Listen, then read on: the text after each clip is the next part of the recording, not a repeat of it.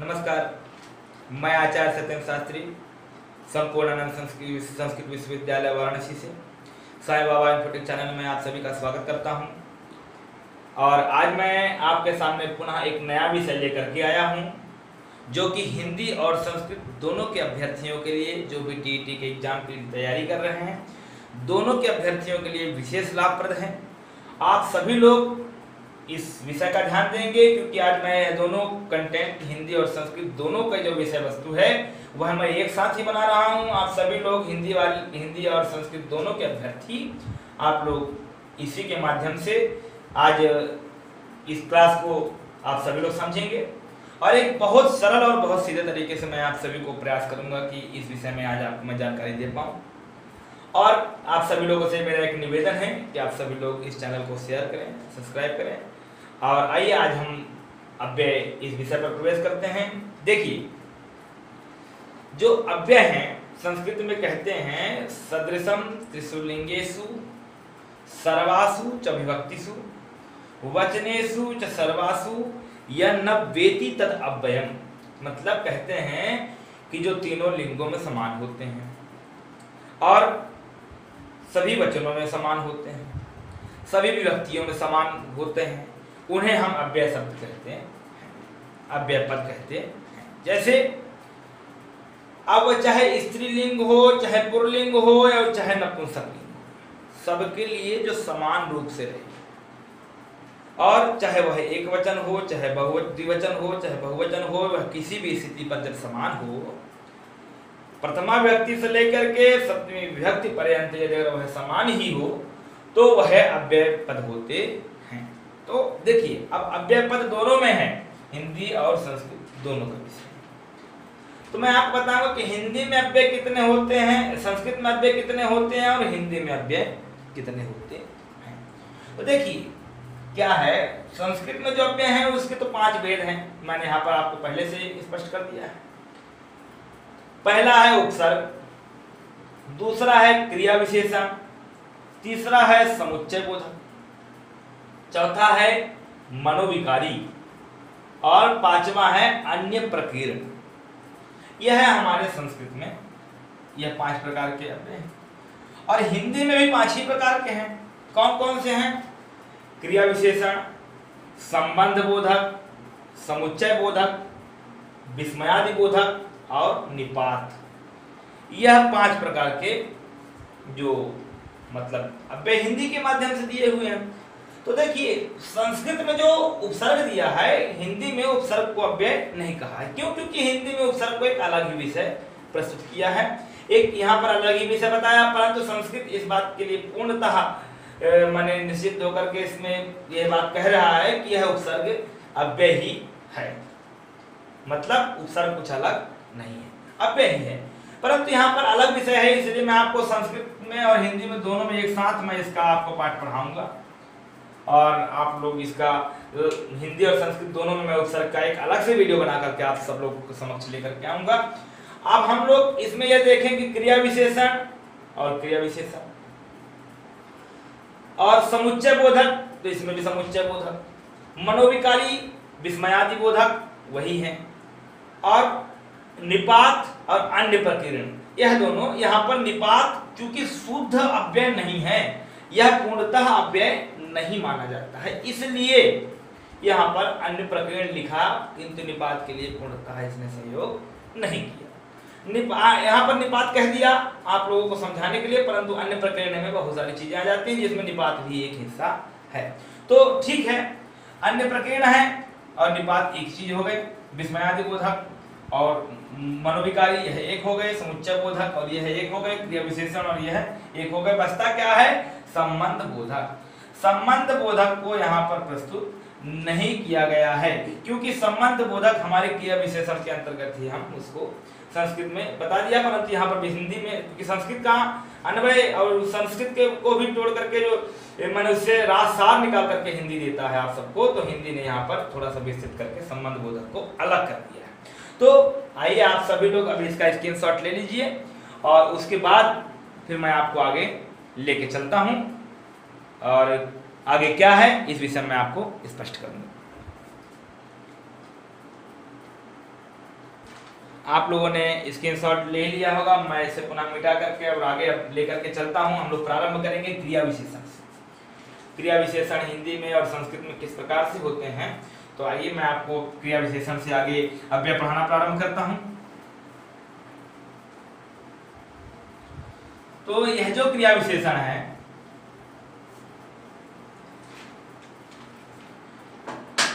क्रिया विशेषण संस्कृत में 3 प्रकार से होते हैं।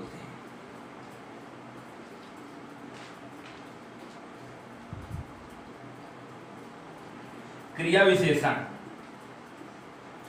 क्रिया तो आप लोग जानते हैं, किसी कार्य के करने या होने का जो बोध कराता है उसे हम क्रिया कहते हैं। और विशेषण जो क्रिया की विशेषता बतलाता है, क्रिया विशेषण हो गया। विशेषता बतलाने वाले को विशेषण कहते हैं। देखिए यहाँ पर संस्कृत में 3 प्रकार के क्रिया विशेषण बताए गए हैं। जो कि क्रिया विशेषण अव्यय हैं वह 3 प्रकार के बताए गए हैं। तो कौन कौन से बताए गए हैं? पहला है कालवाचक,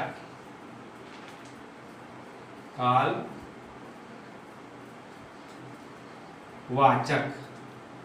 दूसरा है स्थानवाचक,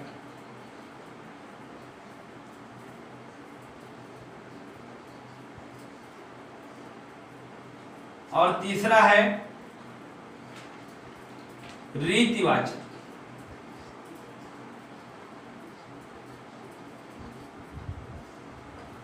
तीसरा है रीतिवाचक। अब देखिए हिंदी में एक भेद का अंतर है। हिंदी में 4 प्रकार के होते हैं। कौन कौन से? एक कौन सा है जो, देखिए एक ही है जिसमें अंतर है, वो है परिमाण वाचक।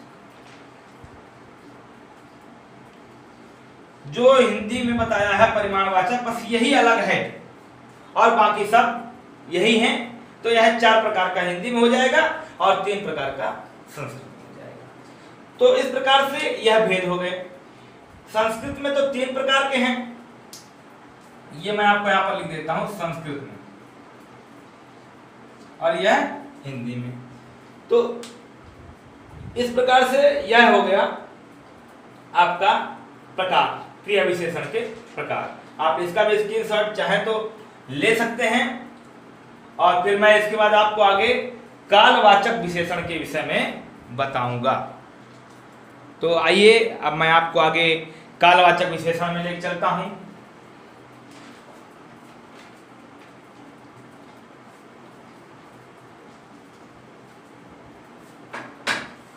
देखिए कालवाचक,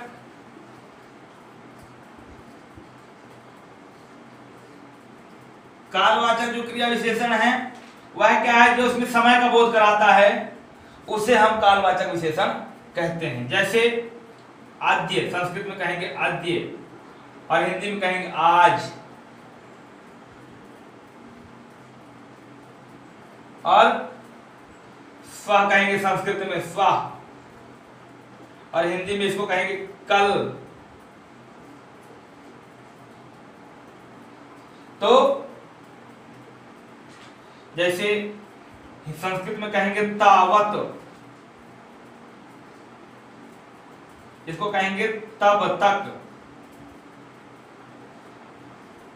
तो यह है, आपको हिंदी का भी उदाहरण इसमें समझ में आ रहा होगा और संस्कृत में भी मैंने आपको स्पष्ट कर दिया। जो काल का बोध कराता है उसे हम कालवाचक विशेषण, अब मतलब क्रिया विशेषण अव्यय कहते हैं।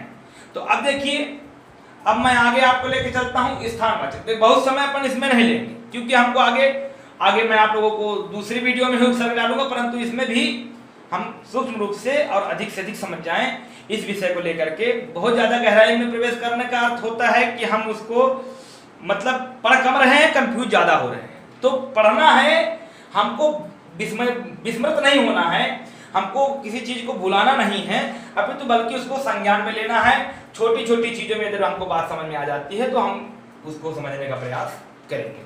आइए अब हम आपको कालवाचक के बाद अब दूसरा कौन सा क्रिया विशेषण अब किया जाता है उस पर हम लेकर चलते हैं।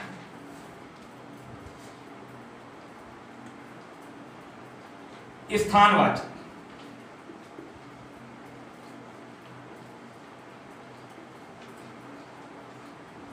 स्थानवाचक से तात्पर्य क्या है? स्थानवाचक से अत्र, तत्र, सर्वत्र, जैसे अत्र संस्कृत में उदाहरण कहेंगे जो स्थान का बोध कराए, उससे हम स्थानवाचक क्रिया विशेषण कहते हैं। जैसे अत्र, अत्र माने यहां। अब यत्र जहां, सर्वत्र सभी जगह,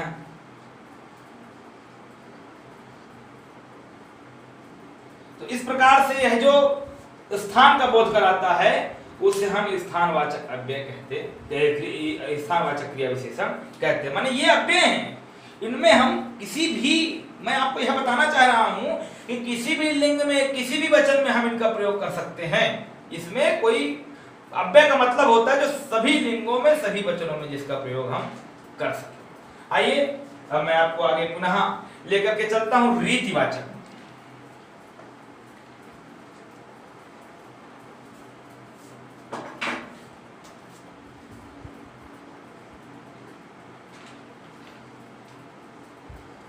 रीतिवाचक, तो रीतिवाचक में जो रीति को बताए, रीति के विषय में बताए, उसे हम रीतिवाचक अव्यय कहते हैं। जैसे कैसे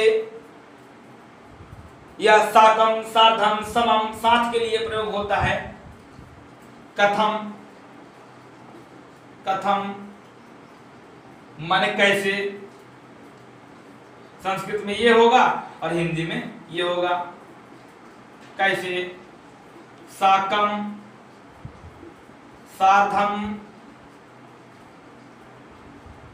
समम, यह संस्कृत के हैं सब। इसमें साथ के लिए जो प्रयोग करते हैं, इसका मतलब होता है साथ के लिए।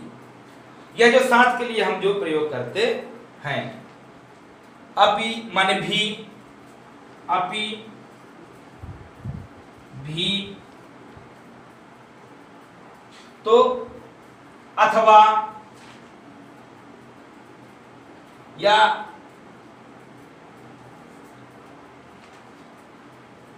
मृथा, मृथा माने व्यर्थ, मृथाव्यय है, मृथा व्यर्थ, माने यह है क्रिया विशेषण,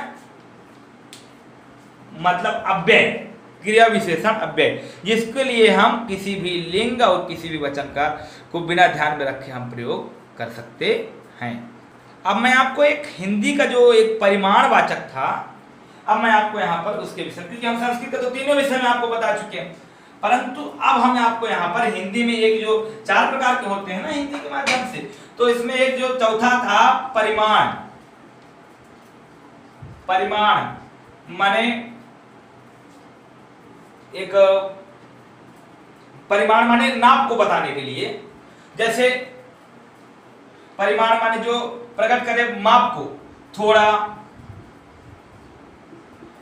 यथेष्ट,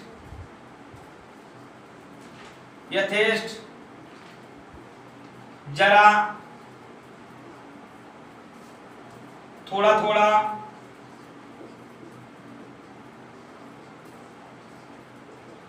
अत्यधिक,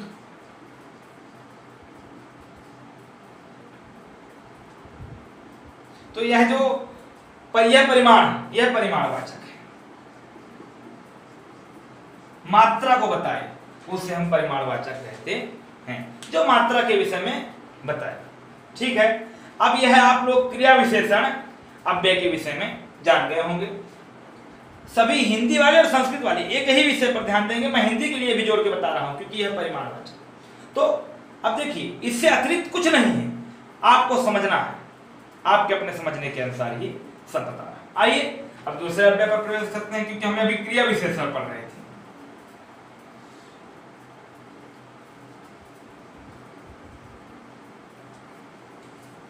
अब जैसे क्रिया विशेषण हो गया समुच्चय बोधक। तो समुच्चय बोधक क्या है? जो किसी शब्द को जोड़ने का काम करें, किसी दो शब्दों को जोड़ें, उसे समुच्चय बोधक कहते हैं। समुच्चय बोधक तात्पर्य जो दो वाक्यों को जोड़े, किंतु, परंतु, हिंदी में भी हम इसका प्रयोग करते हैं।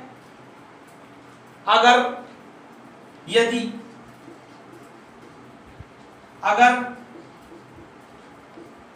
तो यह जो कुछ शब्द हैं जो यह समुच्चय बोधक है, दो वाक्यों को जोड़े, उसे हम समुच्चय बोधक अव्यय कहते हैं।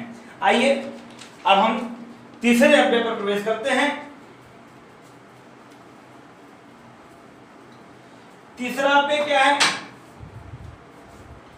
तो जो हमारा तीसरा अव्यय है वह है मनोविकारी सूचक। मनोविकारी सूचक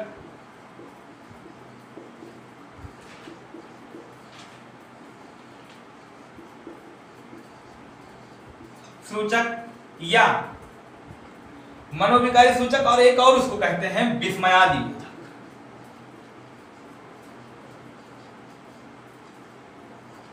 विस्मयादि बोधक।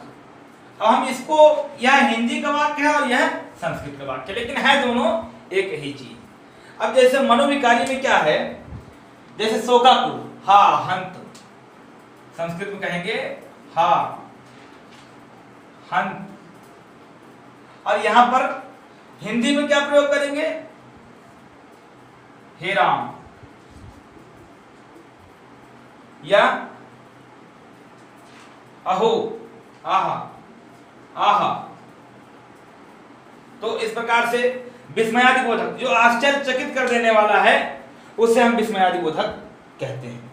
अब जैसे, अरे बताओ, इन सभी चीजों को, अब आप लोग सब इस विषय में बहुत अच्छे जान गए होंगे, थोड़ी सी चीजों में आप सब लोग इस बात को समझ गए होंगे। यह है मनोविकारी।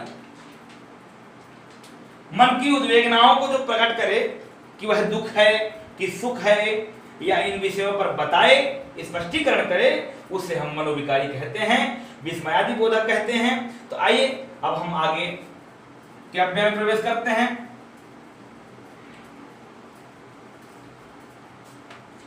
अच्छा, अब अन्य प्रकीर्ण कहा गया है और निपात कहा गया। उससे पहले मैं आपको एक बात बताना चाहूंगा, हिंदी में जो बताया है,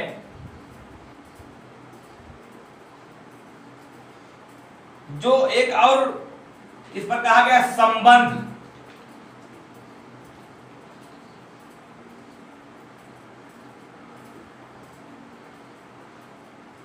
संबंध बोधक अव्यय। अब आपको ये समझ में आ रहा होगा कि हिंदी में जो संबंध बोधक के लिए, जो हिंदी में संबंध बोधक का प्रयोग, तो जो हिंदी में विषय जो बताया गया है कि हम संबंध बोधक, तो संबंध बोधक क्या है, जब किसी वाक्य का किसी वाक्य के साथ संबंध बताया जाए। जैसे वह विद्यालय, वह दिन भर काम करता रहा, मैं विद्यालय तक गया, वह दिन भर काम करता रहा, मैं विद्यालय तक गया।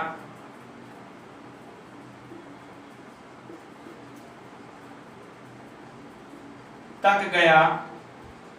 अच्छा, जल के बिना जीवन नहीं है, जल के बिना जीवन नहीं है। तो अब आप समझिए कि संबंध क्या है। इसमें क्या है, वह दिन भर काम करता रहा, तो क्या है, दिन भर काम करता रहा। विद्यालय तक गया, जल के बिना, बिना शब्द है, जल के बिना जीवन नहीं है। तो यह जो संबंध बता रहा है, आगे पीछे यहां वहां सभी जगह, बिना या द्वारा, माध्यम, यह संबंधवाचक अव्यय हो गए। तो अब यह संबंधवाचक हिंदी में अलग से दिया गया है। और मैं आपको बताऊं, अन्य प्रकीर्ण और निपात, इस पर थोड़ी चर्चा करेंगे और उसके बाद फिर अगले वीडियो में मैं आपको उपसर्ग के विषय में बताऊंगा। तो अब यह है कि अन्य प्रकीर्ण, अन्य प्रकीर्ण या उपसर्ग, वो निपात, क्षमा कीजिएगा, निपात, निपात। तो यह जो निपात है, अन्य प्रकीर्ण या निपात कहते हैं, तो निपात जो है वह पूर्ण रूप से अव्यय नहीं माना जाता है, परंतु फिर भी अव्यय में शामिल कर लिया गया। जी हाँ, हाँ नहीं, जी, इस प्रकार के जो वाक्य होते हैं यह निपात के अंतर्गत आते हैं। निपात क्या है? जी हाँ, हाँ जी, हाँ जी, ऐसा नहीं, यह निपात के अंतर्गत आ जाते हैं। और अन्य प्रकरण में बहुत सारी चीजें हैं, यह भी अन्य प्रकरण के अंतर्गत ही आती हैं, परंतु अन्य प्रकरण में अधुना, बही, कदापि, वृथा, संस्कृत में अधुना, कदापि, बही, शनैः, शनैः, तो यह सब चीजें जो है अन्य प्रकरण के अंतर्गत आ जाती हैं। तो यह हो गए अव्यय, जो माने इसके अतिरिक्त और भी जो है, और निपात में इस प्रकार के वाक्य जो आते हैं यह निपात अव्यय कहलाते हैं। तो इस प्रकार से आज का यह अव्यय सूक्ष्म रूप में मैं आप सबके समक्ष में प्रस्तुत किया हूं। आप सभी लोग जो इस माध्यम से पढ़ रहे हैं, आप सभी लोग ध्यान दें, और जो समझ में नहीं आए कमेंट बॉक्स में आप मुझसे पूछ सकते हैं। कमेंट में कुछ भी लिख करके मुझसे आप पूछें, हो सकेगा यदि अगर सक्षम हूं मैं उस पर, तो मैं आपको बताने का प्रयास करूंगा। और आगे की वीडियो का आप लोग इंतजार करें। इसी प्रकार से आप सबका स्नेह प्रेम मुझ पर बना रहे। आप सभी लोग इसे शेयर और सब्सक्राइब करते रहें। नमस्कार।